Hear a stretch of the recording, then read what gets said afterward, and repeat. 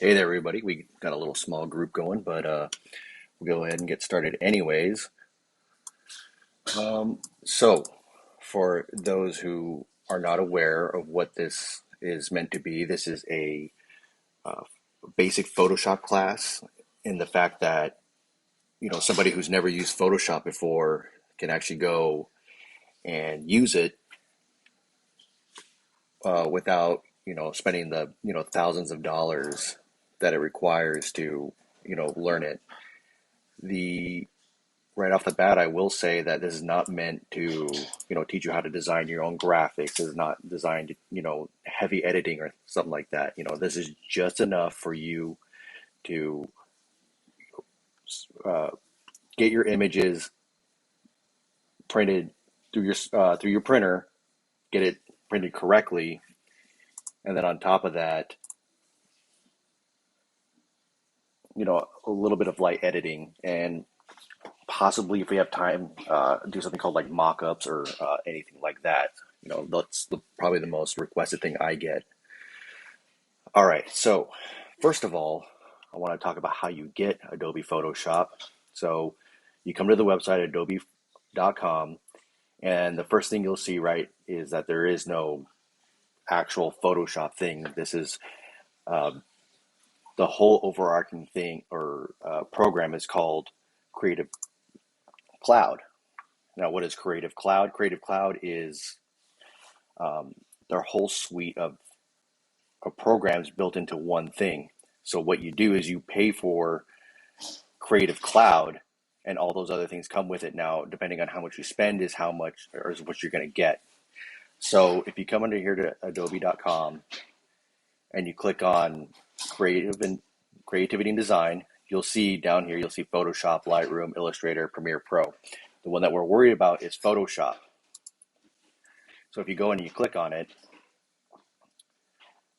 the right now Cyber Monday is going on and all the holiday specials will be going on. But if you look right here, it is $30 a month.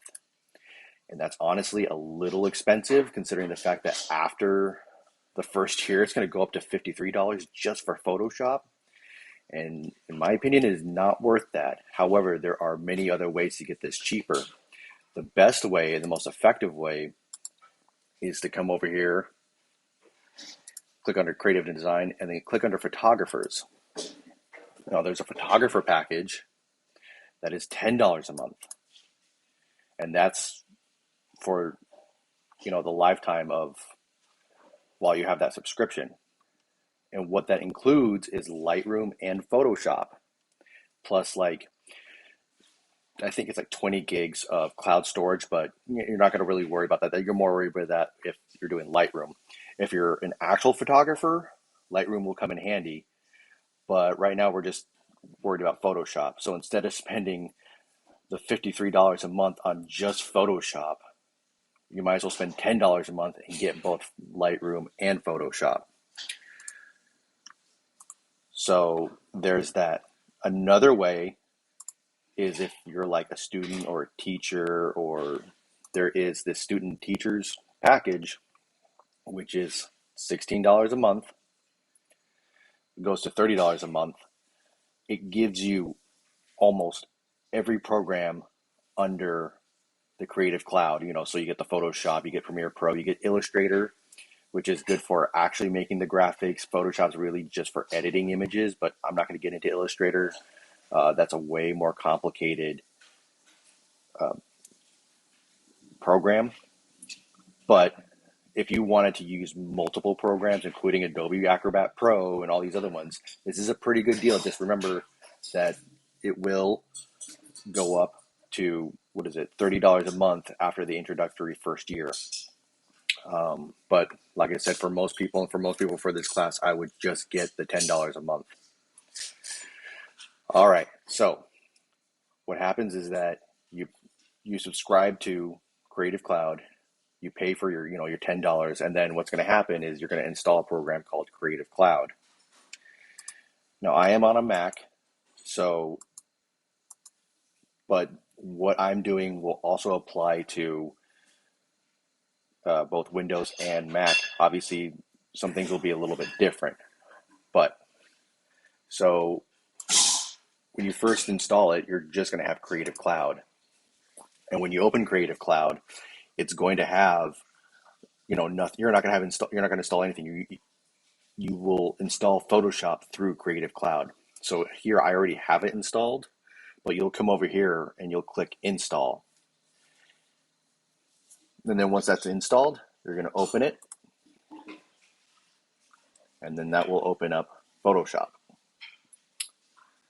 I'll give mine a little second here to open because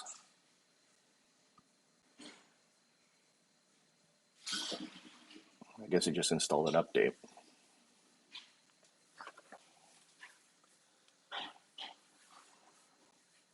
All right, once Photoshop first opens, you might have a pop-up screen that's gonna look like this. I have mine turned off to where it doesn't pop that up, but it'll probably look something like this. And then, there will be like a little tip section and all these other things. So just get to where you see this, whether you had to go to File, New, or whatever it is. Okay, so here, this is probably the most important part of doing anything with your Sawgrass printer, because this is where your color management is going to come into play. So over here, you'll have on your right hand side, the width and the height of your artboard is what it's pretty much called. I suggest printing on whatever size paper you're going to be using. So if you're like a Sawgrass 500 and you're printing on 8.5 by 11, then put in 8.5 by 11. If you're on a 1000 and you're doing 13 by 19, you'll do 13 by 19. Just know that you can't actually print 13 by 19 onto Print Manager. It might kick it back to you a little bit. So honestly, I do like 12.5 by 18 on mine, because while the paper is 13 by 19, the Sawgrass printer on the 800s only recognize it as A3 plus. The 1000s will recognize it as 13 by 19, but you kind of have to play around with that and see, depending on what firmware version and all these other things. Yeah.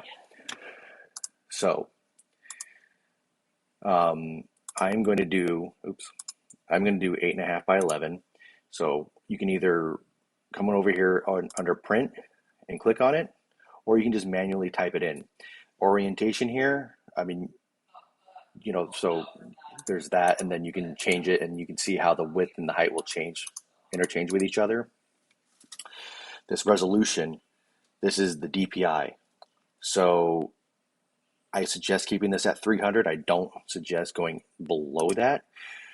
Sawgrass 400s and 800s go up to 300. If you are doing a photo and you have a 500 or an 800, you can go up to 1200. That's going to print really slow, and it's going to be a huge image.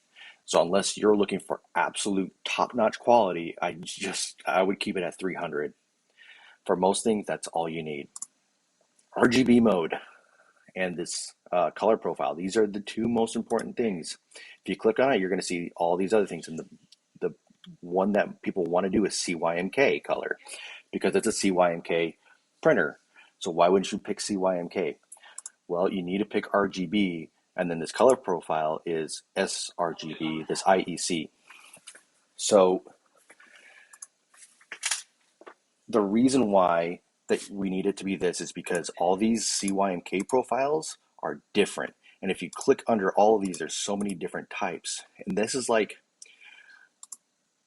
going to like a paint store, and they give you a paint palette of all these colors. And because, Sherwin-Williams yellow might be different from Bear yellow, and it might be different from all these other ones. And so somebody needs a baseline to work from, because everybody's yellow might be different. Everybody's black might be different. Everybody's green might be different. This sRGB is an international standard, so that Print Manager knows exactly how to convert it from one to the other. That is the job of Print Manager, is to convert the colors from one to another. So let it do its job. If you, however, wanted to be let's say you didn't want to use Print Manager. Let's say, you're using third-party inks or whatever. You can come to the CYMK color and kind of mess around with all these and see what you can get, and then print directly from Photoshop to the printer and seeing if your colors are correct. I don't think you'll get very good results because usually that requires, an actual CYMK profile, which Sawgrass does not publish. So if you're using third-party inks and you're getting hit with the watermark, sure, you can go ahead and, mess around with these CYMKs, because if you print sRGB directly to the printer, you're going to have messed up colors. But since we're printing to Print Manager, we're going to use RGB, sRGB. All right, so we're going to hit that create, and then now we have our little working space. Now, if you look around over here, this is our 2 docks over here.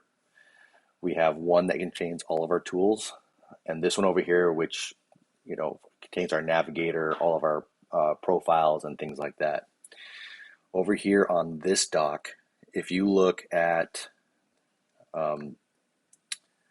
yours might be different because I'm using a different setup. The one that comes default, I don't really like because it doesn't have all the tools that I would normally use.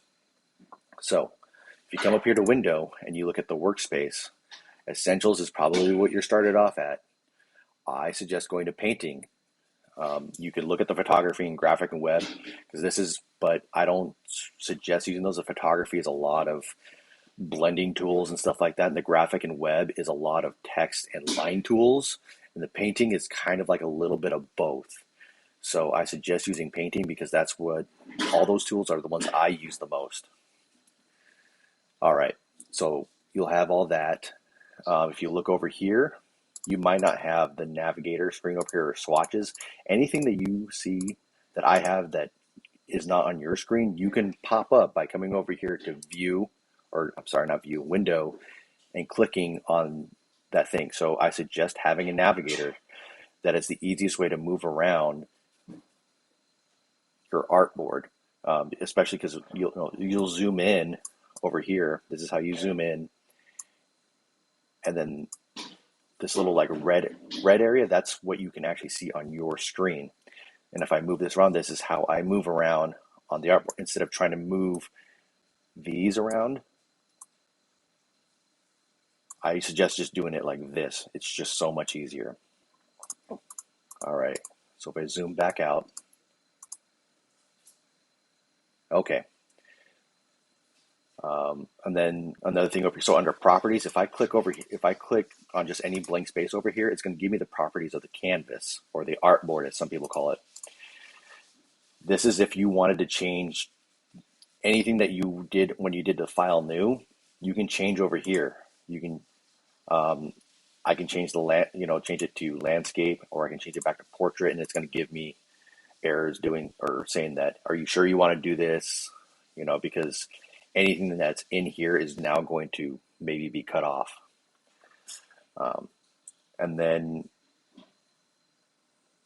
the only thing that you really can't edit in here is your color space. You can change this, but you can't change the actual color space. You actually have to go into the image properties and do that. So I don't suggest messing around with that. If you're going to do that, just go to File, New. It'll be much easier. All right, so we are ready to import our first image. So there's 2 different ways to import an image. The one that Adobe suggests you do is go to File, Place Embedded. And then you can find your image that you want to do. There's my messy mom bun, and there you go. It put it right on my art or my canvas. When you bring in something embedded, it's going to make it as large as it can without making it pixelated. And what I mean by that is that this image will fit onto a 13 by 19. this image is designed for a 13 by 19, but since I only have an 8.5 by 11, it's going to shrink it down automatically so that it fits in there. But it's also going to give you the opportunity right now to actually resize it. So if you can see how it's got this cross right here and then all these anchor points over here, this is how you can move up and down your design. This is the best time to do it.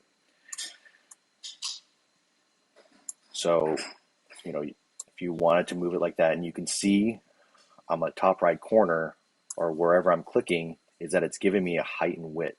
So if I know on my shirt that I want it to be a width of 7 inches, I can do that. If when you're doing this and you don't see inches, you see pixels, then you'll need to, so I'll hit enter. Once I hit enter, it'll commit this to its size. But if you see pixels and you want to see the inches, come up to your preferences. So under Mac, you're going to go to Photoshop, Preferences, Units and Rulers. On Windows, I think it's under the Edit Preferences or under File Preferences. You'll just kind of have to poke around, but it's in there. You come over here, in your ruler, you're going to pick inches. It might already be on pixels, change it to inches. And you can see on my rulers right here, if I change it to pixels, it's now pixels. If I change it to inches, or if you do centimeters and millimeters, you can change it to whatever you want to. Don't worry about anything else under here because we're not really too worried about the screen resolution and all that. So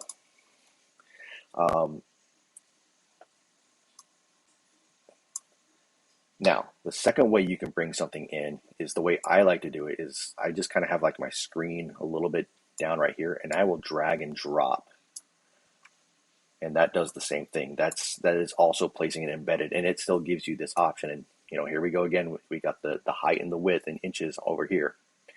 So you can get it to whatever size you want to. Let's just say I got mine at 7 inches. You hit enter, and it's going to commit it.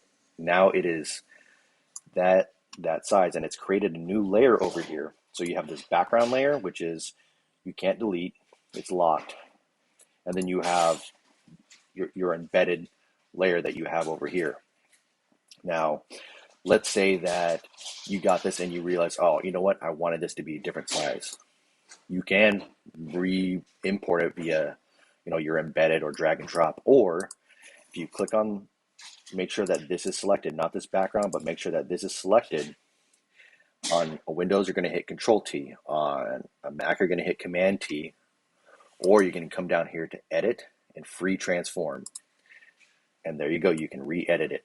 I don't suggest doing this very often because once you resize it from its initial embedded, it's going to lose that image information. So what I mean by that is if I make it this tiny image and I hit enter, and then I decide to then bring it back up to what it was before, it might end up pixelating the image, depending on how complicated the image was and how much memory you have and all this. So there's many factors to this. If it's just a simple image like this, you might get away with it because Photoshop will store the original image in memory.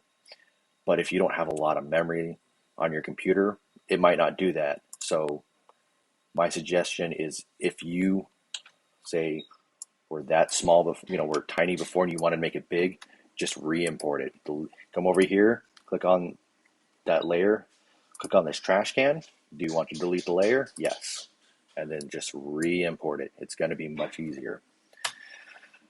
Okay, so, and then while we're talking about the resizing, you also have to make sure that your image on all sides has a little bit of room. Sawgrass printers do not do edge-to-edge printing.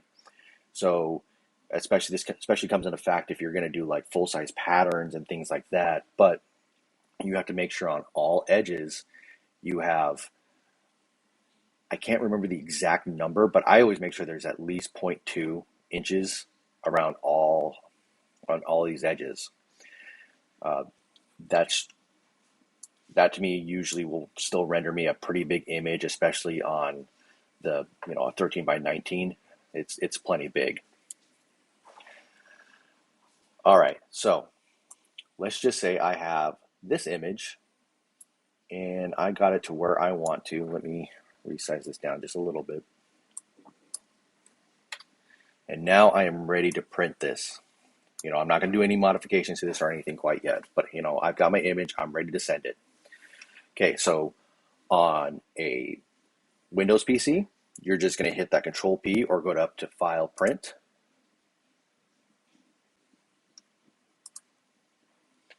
You're going to pick your print manager, which if you see here, I don't have because I'm on a Mac. But so you'll pick whatever printer that you want, or not printer. You'll pick Print Manager and then send it to Print Manager that way. If you're on a Mac, the way that I suggest you do it is come down here to Export, quick export as a PNG, come down to your desktop, to your Sawgrass Smart folder, and just save it. You don't have to worry about naming it anything because it's going to go into your archive jobs anyways. And I mean, if you want to go through and name it, you can go ahead, just in case, like if you're going to print more, you can just come into this folder, this archived folder, and bring it in. But I always just redo it anyway, so it doesn't really matter to me. So I'm going to hit save. And Print Manager, well, for some reason I do not have pulled up. So I need it.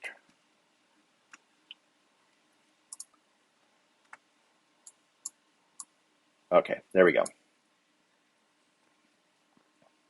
So now that I have Print Manager up, when you first come in to do it, especially since you sent the 8.5 by 11. Oh, apparently I'm low on my 800. It will give you this warning: one or more jobs do not fit within the current page layout. Well, I'm going to come over here to layout and I'm going to preserve layout from the designer because I did my layout on my canvas here, so I don't need Print Manager to mess around with it. I have it exactly the way that I want to. So pick whatever one you need. So if you have I have both a 500 and 800. Pick your correct substrate. So on this one, this was probably going on a shirt, so I would pick my polyester fabric for the 400 and 800, and then on just the 500, just straight up polyester. And then you just make sure that if you want to bump up the colors, like this has got a lot of black and stuff like that, so I'm not really worried. I might leave it, but here you can change your color modes, and I would leave it on vivid. Unless you're doing an actual photograph with a lot of skin tones, I suggest leaving it on vivid. If you have an actual photo, vivid might overblow the skin tones and it might look unnatural. So just keep that in mind. If you're also still having color problems, and you don't want to do it, you don't want to change your colors through Photoshop, saying like, oh, they're not vibrant enough, whatever. This slider right here is the vibrancy. We'll control that. So you can see how that got, this is actually saturation, not vibrancy, but it will, so you can play around with that slider. Contrast, say, there's a lot of people out there saying that their blacks are not black enough. You can adjust that contrast slider all the way over just in case. But, it is what it is, unfortunately. There's a lot of factors that lead into blacks not being black. All right. So we have everything that we want to. We checked our jobs. We're good there. This is the 300. Sometimes, especially on Macs, when you bring this in, this might say 72. Just push that back to 300 because that's what we designed it in at 300, and it should come back up. Sometimes when I import an image, this will be at 72. It'll be something really low, and it'll be this really big, and you'll get that warning. So just change it back to 300, and it should fit. All right, and then we got it the way that we want it. Hit print, send it on its way, and then we'll press our image. All right, so that is the basics of just sending a basic image to Print Manager. Now, there's a couple of things that we can do with this image right here. One of the most common things to do is to, these little like pink areas right here, is to change it into a pattern of some sort. So let's just say I have this, you see right here, I have this bluey pattern. And say you have a request to put this bluey pattern into here, or you want to design something. This is how I suggest you do it. So right click on your image, whatever your pattern is going to be. Make sure it's the seamless pattern. Okay. Right click it, open with, and then Photoshop. Same thing with, Windows, right click, open with. Okay, it's going to pop this up as a whole different image. If you want to make sure that this is seamless, or if you want to make your own seamless pattern.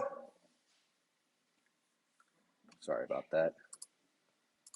Dog saw somebody outside. If you want to verify this, you can come over to Window, or I'm sorry, not Window, View, Pattern Preview. And you can see, if I zoom out a little bit, that this is a seamless pattern. So you can see how it generated this whole time. And you could do the same thing with, if you want to design your own pattern. Let me give you an example here. You just create a little 5x5 square. That's about the norm. If I come in here and I go to View, Pattern Preview, and I'll get into what all these tools here in a second, but I take my brush and I start drawing. It's going to show me how it's going to look. So there's that, and let's say I wanted to, I don't know, for some reason I wanted to put this in here. Oops. Come on down. Yeah, it doesn't matter. But, I could bring in my embedded clip art and stuff like that, and I can draw, and I can put in my text and do all these other things, and it shows me that what I'm making is a pattern. But I digress. So here's this. I can see that it's a pattern. I'll come back out of View, unclick Pattern Preview, because that takes up a lot of memory to keep it up on that.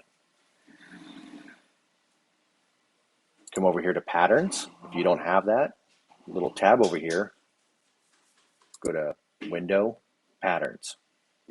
If it pops out like this, where it's this separate thing, you can place this pretty much anywhere along your dock. You can even put it on your left side, but if you just drag it over to this window, and you can see how this blue is now, this window right here is all blue. It'll put it in there. If I put it where you can see it's this tiny blue line on top, it's going to create a whole new window, which I don't want, because that's just going to smush everything down. So I want to be part of this. I just drag and drop it. Boom. There's my patterns. And I have a lot of patterns, but I've got this pattern. I'm going to come over here and I'm going to hit this plus over here. And I'm just going to click OK. And you can see right here, I've already had one made, but my pattern is now in there. Okay, it's saved under my patterns. Now we start actually getting into the editing of this stuff. So first thing we need to do is now, because this is what's called, right now it's in a state called non-destructive editing, which means that I can't do anything to this. It's locked. And that's just to make sure that you don't accidentally make changes to an image that you imported.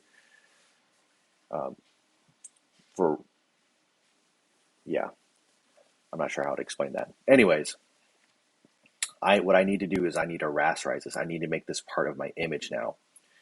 I need to bring it into my realm.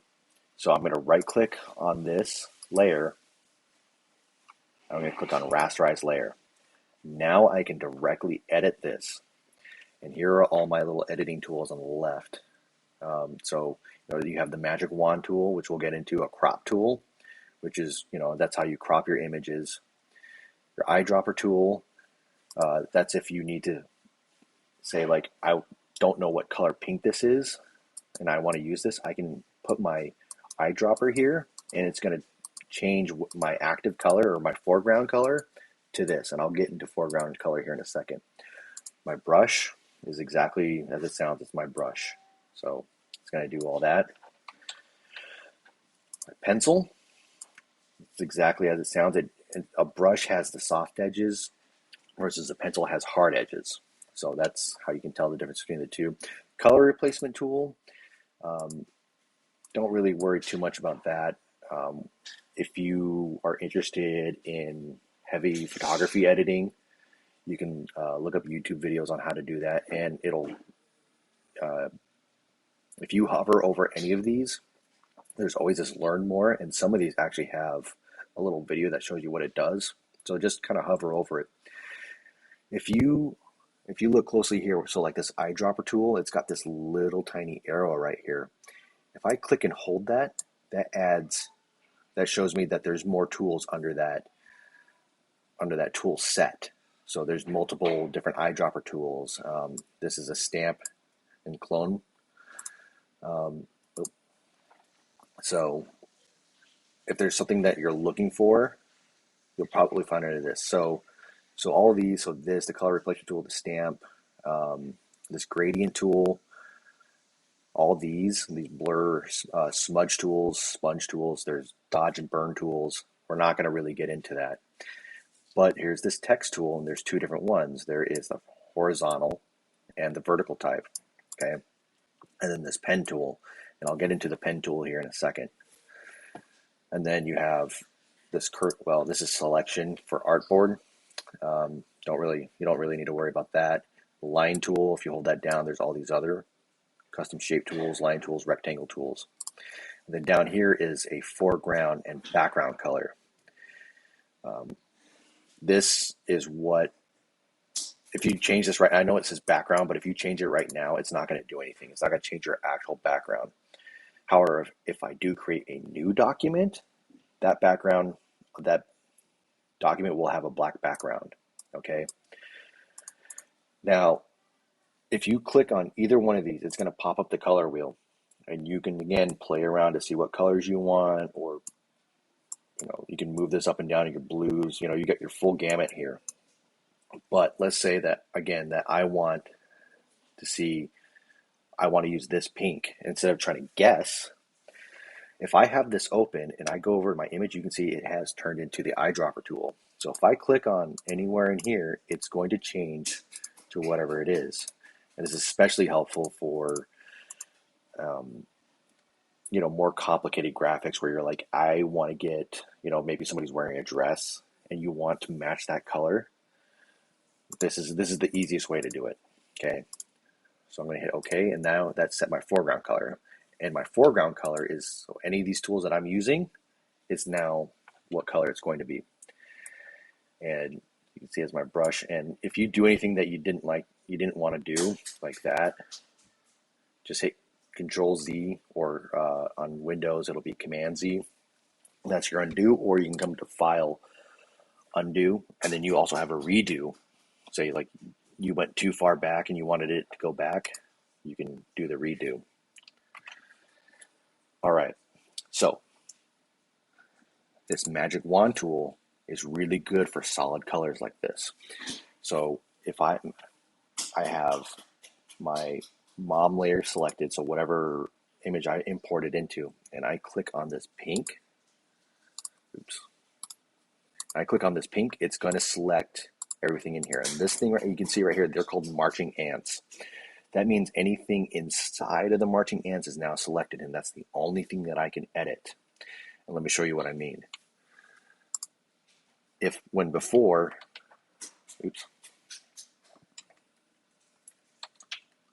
me change this to like a blue color. So before I can draw anywhere on here, right? Well, if I come over here and I select and I click on this, and now the marching ants are around it, and I come over here, I'm clicking and nothing's happening. But if I come over here, now only that part is being edited, okay? But let's say I want all these pink areas to be edited. There's a couple ways to do it. You can click on it and then you hold down the shift button. Now you can see my little magic wand tool has a plus next to it, and I can start clicking on all these other little pink areas, and bam, I'm ready to edit. I can take my little brush tool and I can start doing whatever I want to just, the areas that I selected, and no matter how much like I click and try to go outside of it, it's not going to do anything. I can even hit the delete key and it's going to delete everything. Now it's a white background. And then let's say I'm done. On a Windows computer, I will hit Control D.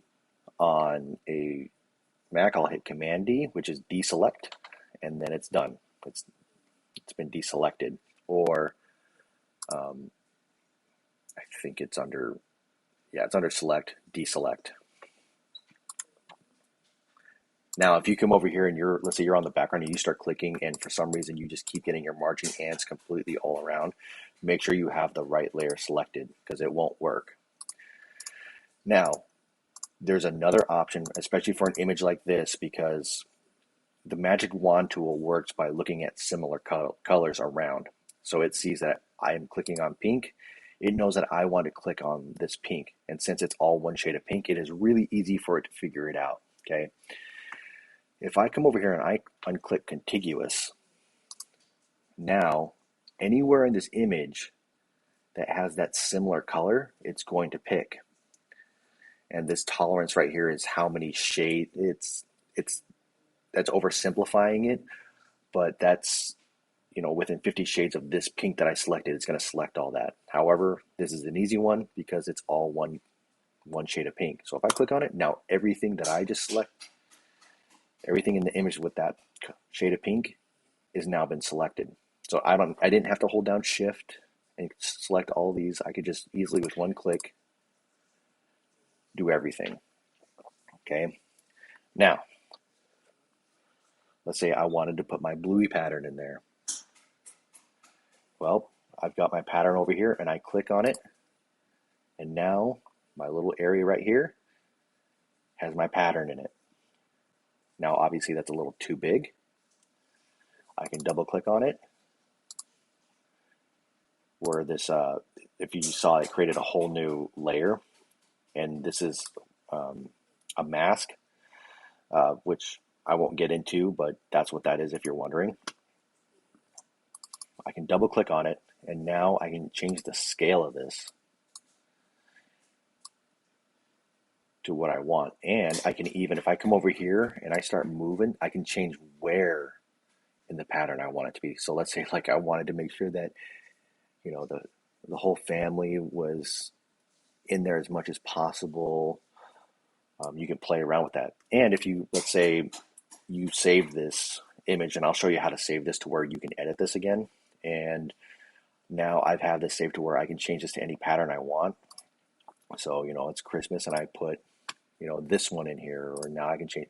So now that I have this edited and I know how to import patterns, makes it really easy. Okay. So you hit OK, and then you send that off to Print Manager via the few ways that I've shown before. Now, this is to avoid doing all this work again. I suggest saving this as a PSD. And what a PSD is, a Photoshop document that saves all this information, everything that you've done in here, so that when you open it again, you'll have all your layers and everything like that. If you come to File, Save As, let it render, name it, whatever you need. So you can do it as a PSD, or there is that new format, the PSB, which is meant to compress it a little bit. And you can see right here, the color profile is embedded. You can embed the color profile back into it. So save that to wherever you want. I'll just save it to my desktop as Mom bun. I unclick the maximize compatibility because this can prove to be a little bit, it's going to make sure that it can work with as many different versions of Photoshop as it can. However, I'm not ever going to share this out to anybody. I'm not going to use this on an older version. I might transfer from computer to computer, but all those are going to be the same version of Photoshop. So I'm going to unclick that to make sure that every bit of information that is possible is saved in there. If you plan on sharing this out to somebody, I probably would turn on maximize compatibility. Hit OK. And then so now if I look, there is my little mom bun right there. And let's say, let me close out of it, out of all these.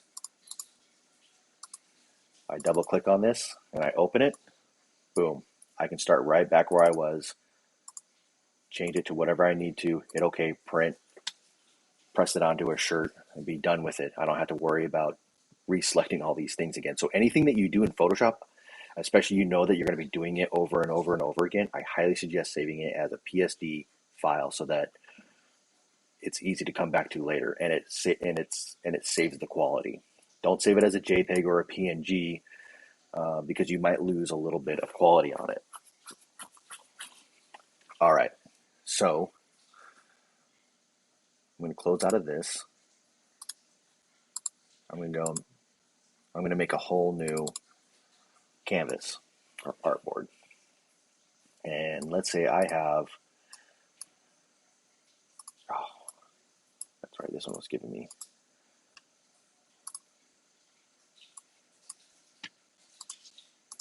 come on, there it goes. Okay, I got this exactly as I want, whatever, hit enter. Okay, now, this is what I mean about the magic wand tool. Let's say I want this text right here. Let's say that I want to change that to a different color or make that a pattern or whatever I want to do to it. I can go over here and if I'll turn contiguous back on. If I start clicking in here, one thing you might notice,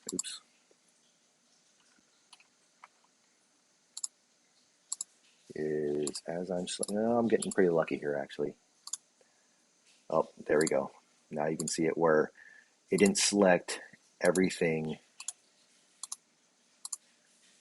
You see how like it excluded that part, and you got that part, and all these other areas right in here that so I come into my navigator and I zoom in, see all these areas so this won't be edited. So I gotta come in here, and you can spend hours trying to get all these areas. But honestly, that's more work than you need to do. You can experiment by changing this tolerance to, let's say, 80. And the higher the tolerance, the more likely it's going to be able to select. But now you can see right in here, it started selecting into there. I can hold down the Alt button, where now it's turned into a minus, and I can try, but it's not going to work out. And especially if you're trying to say like you want to change the little antennae on the axolotl here, it starts becoming a huge pain. So this is kind of where the pen tool comes into. And I'm not sure why they call it a pen tool. I've been using Photoshop since, for almost 20 years now, since Photoshop 5 and 6. And it's always been called a pen tool, and it does nothing like you would think a pen would do. It does not draw anything. It's for marking things. So I'm going to zoom in here. Let's say I want to change this little antenna to some other color. If I like to, when I'm using the pen tool, I like to zoom in as much as I can so I can see the individual pixels in here. If I start clicking, you can see what I mean by a path tool, where it's now creating this line. And this line is not an actual drawing or anything like that. And I'll show you what I mean here in a second. So I'm just going to quickly do this. If I was doing this for an actual project, I would be clicking constantly in here, try to get it as close to as I can, because one of the things that you can't do once you come into here is change your path. So let's say, what I mean by that is, say you see these anchor points. If I come in here and I try to move it, all it does is it turns into a curve. You can't actually like reposition it. So be very careful. If you have to, Control Z, back out to your points and just click them in here. I mean, there's other ways of doing this, but that's the fastest and most beginner friendly way to do it. So I'm just going to quickly go in through here and just click what I need to so that I can get to this next part. Now, if I come back here and I click on my original point right here, see how it turned blue, how it was white before, and now it's all blue? That means I've completed the path. If I come over here and I right click it, I have a couple of options. The one that I want is make selection. Right here, this feathering is, so let's say that I did this quick job of doing this. I might want to feather out maybe 2 or 3 pixels so that it gets more. And what feathering is that it's going to push out that image or that selection area 3 pixels over. So this is going to be 3 pixels over this and all these other things. However, if you took your time and you did it the way you're supposed to, I'd leave it at 0. Don't worry about this anti-aliased. You shouldn't have any other of these selections. If you do, just make sure it's just new selection. And then there you go. Now you can see this little marching ants. And I can come over here and for whatever reason, let's say I wanted to put the Grinch in there. Well, there he is. Oops, wrong thing. Put him in there. And voila, I did that. I don't know why you would ever do it, but that's how you use the pen tool. And then you can also, again, use your brush tool and do all that.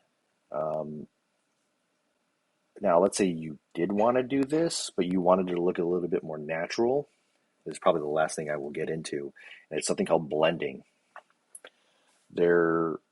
Photoshop is capable of taking multiple layers and blending them together, but they have to be separate layers. So what I mean by that is I can blend this to this layer. I can blend all these things. If I took this image and I have to render it out, so I rasterize it, and I start editing this, well, now I can't do anything with it. I can't blend it in the way that I'm going to show you. So make sure if you are going to do anything, like if you're going to draw on top of it, you come over here and you click on this new or this button right here, it will allow you to create on top of it. But anyways, if you get this little arrow down here and you don't want it, what that means is that it's only going to let you color in where there's an actual graphic. Right click it and click on release clipping mask, and then you can start doing all your other things. So blending. If I come over here to this pattern fill and I double click on it, you can see all these different little blending options and things like that. And it's kind of cool. It's kind of fun to play around with. And this is probably the thing that you end up playing around with the most with. The most common way to blend 2 layers together is to hit the multiply. So it's going to look at, Photoshop's going to look at the image below it and the image that you're trying to blend and try to figure out the best way to incorporate all colors into it. And multiply is usually going to end up being the best. So now you can see it looks a little bit more natural in there. And then you can see all these other, if you just, you click on this blend mode and you just hover over it, you'll have a little preview of what's going on. If you don't, make sure that this preview over here is checked. Okay. And then this comes into effect with mock-ups as well. And I'll show you how to do them. Actually, I'll show you how to do a shirt mock-up real quick.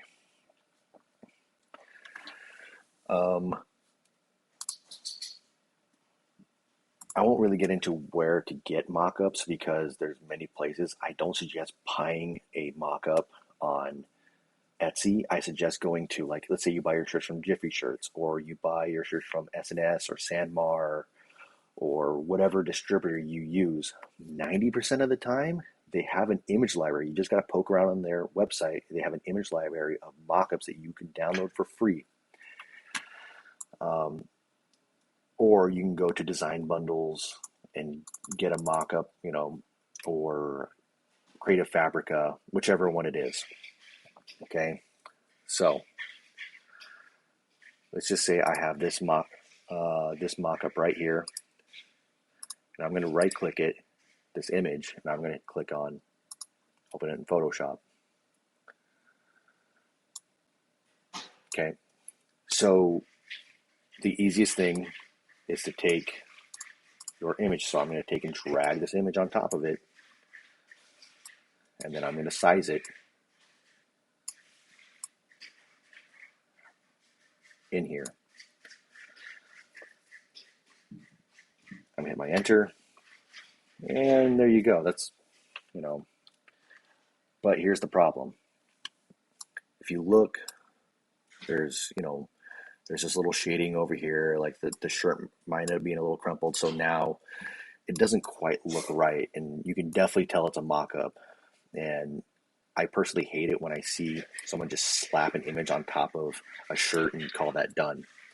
There's a couple of things that we can do to this that's actually going to help. So we can come into our blending option. So I come over here and I double click. Sometimes it will take you a couple times, or you can just right click it and go to blending options. This might be the easier option. And I changed that blend mode to multiply. I don't know if you saw, it got a little bit darker. So now it's taking in a little bit of the color of the shirt behind it. Okay. But there's still a little bit of stuff in here that I don't really like. It just, like, in real life, this might be a little bit more scrunched up that way. And I'll show you how to do that real quick. If there's these filters that I can apply to all these images, and one of them is called Liquify. And I'm just going to show you how to do that real quick. But first thing you have to do is transform this into something called a smart object.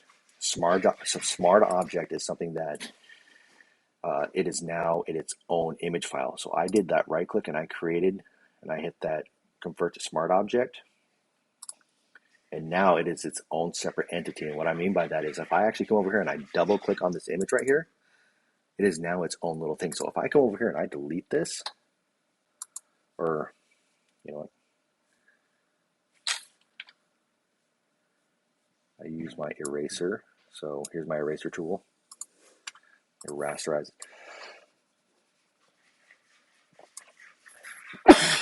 Oh, sorry about that. If I come over here and I delete it, and I come over here and I hit the X, I hit save. Oh, guess what? It's not there anymore. But, so let me put this back in there.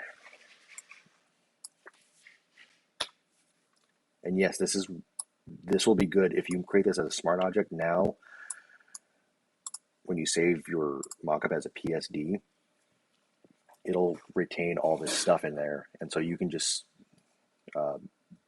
use this as your mockup and then just edit the smart object directly. And what I mean by that is, so if I double click on this, what I would do is I would create a new layer, erase all this, right?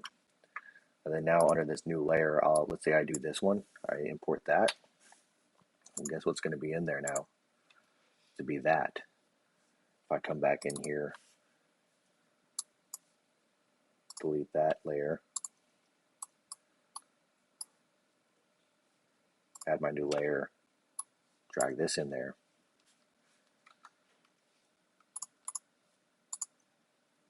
Now it's that. So that's one cool thing about smart objects. Now, one thing we need to do is come over here and go to this Liquify. Once I click on that, this is going to start being a little bit more confusing, but I'm only worried about this forward warp tool. And you can see how it created like this circle in here. And one thing I forgot to mention is brush size. I'll show you on when I get back to the other screen when we do like the brush tool how to change your brush size and stuff like that. But on here, if I click on, make sure this is selected, you can see with this brush size over here is 600, and if I change that down, it gets smaller. So I'm going to make it not too small, but so like in here you can see I can see this little crease. So I'm going to come in here and I'm going to click on it. And you can start seeing how when I start doing it, or when I start modifying it, here, let me make this big so I can show you what actually happens when. So if you click and you move it, you see how it warped the image a little bit? That's what we want. We want this image to warp a little bit. So let me hit Control Z and bring this back out. So we bring this back in, and then so I'm going to kind of push this image in so that it looks like it's going into the crease. And then this I'm going to pull out. And then there's this other thing called expand and contract. Those are the other two you're going to use. So this pucker and bloat, it's going to do exactly, it's going to make that small. And if you do this bloat, it's going to make it big. So you can do that. And I know it's going to be small there, but where the curve is, this is going to be bigger. So I'm doing it, take your time in doing this. I'm doing this very quickly. But if you do this right, any image that you import into here, so under your smart object will now have all those little creases and everything built into it. So now it looks a little bit more realistic. You won't deceive your customers. So play around that if you want. And then, here, let me show you before I forget. Over here, so like your eraser and like your brush tool, they all have different brush sizes. So if you come over here, up here, this is where you actually change your brush or your erase or whatever it may be. Another way that you can is next to, so you have like your bracket, like your left and right bracket. If you push those down, that will do it. That'll expand and contract it for you. So that's the one I use the most often. I rarely click up in here unless I'm changing with the hardness, but this is a little bit more advanced, so I'm not going to get into it, but that's how you do that.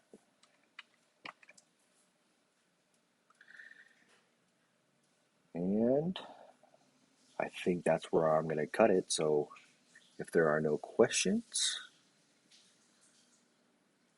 which I don't see any, then I'm gonna call it good there.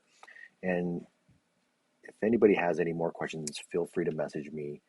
Feel free to leave a comment on, like, if you want to see, I want to be able to do this in Photoshop. I'm not going to get anything advanced because I'm far from an artist. So I just do this to edit images.